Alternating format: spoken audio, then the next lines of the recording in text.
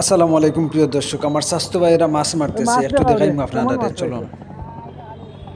হ্যাঁ রুম আছে বড় কিতা পাইছো?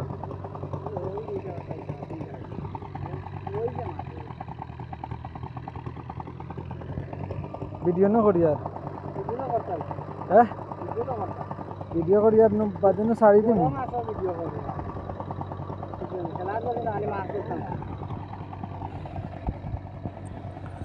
আর ওইদিকে ওই পাশে ট্র্যাক্টর চলতেছে, আর এর পাশেই তাদের পুকুরটা সেচে দেওয়া হয়েছে এবং সেখানে অনেক মাছ ধরা হচ্ছে। এবং স্বাস্থ্য ভাইরা তারা এখনও মানে ফুটবলে মাছ ধরতেছে, আর কিছু মাছ ধরা হয়েছে।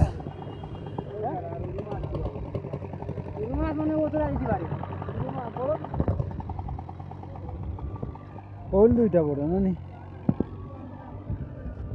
আমরা রিগু তো পানি ছাড়িয়া অন্য ফেলেন ফাটাই দিলে তো।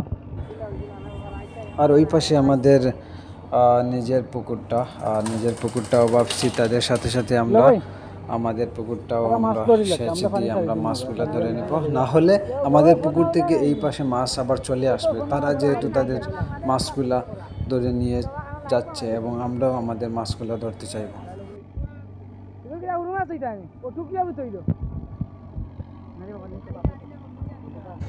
আর সারাদিন ভর মাছ ধরা হচ্ছে এবং অনেকগুলো মাছ আলহামদুলিল্লাহ শুকরিয়া তারা পেয়েছে।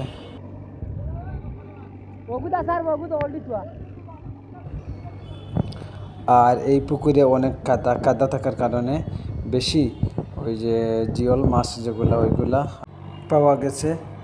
আর ওই যে হচ্ছে আমার বাতিজা শাকিল, খুবই সুন্দরভাবে মাছ ধরতেছে। সে কখনো কাদায় নামেনি, কিন্তু নামতে বাধ্য হয়েছে এবং আজকে তার মাছ ধরার অনেক শখ, সেজন্য সে নেমেছে। তো যাই হোক,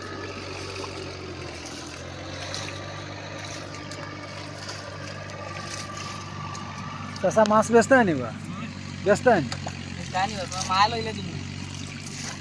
ও আমিও লইতাম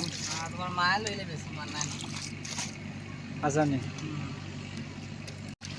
মাছগুলো ধোয়া হচ্ছে এবং ভালো করে কাদা ছাড়ানো হচ্ছে। তারপর মাছগুলো ভালো করে ছাড়িয়ে সেগুলিকে বাড়িতে নেওয়া হবে। তারপর সেগুলো মহিলারা এগুলোকে ভালো করে কাটবেন এবং রান্না বান্না হবে, তারপর খাওয়া হবে। আর পুকুরের মাছগুলা এবং আমাদের এলাকার গ্রামের যে খাল বিলে পাওয়া মাছগুলার আসলে স্বাদই আলাদা। বাজার থেকে যে মাছগুলো আমরা খাই, আমরা আসলে টাকা দিয়ে বিষ খাই।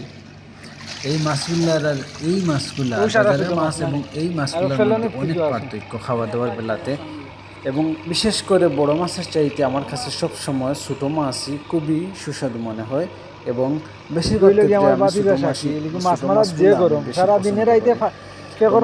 ছোটো মাছগুলো ক্ষেত্রে আনি। তো ভিডিওটি অবশ্যই শেয়ার করবেন।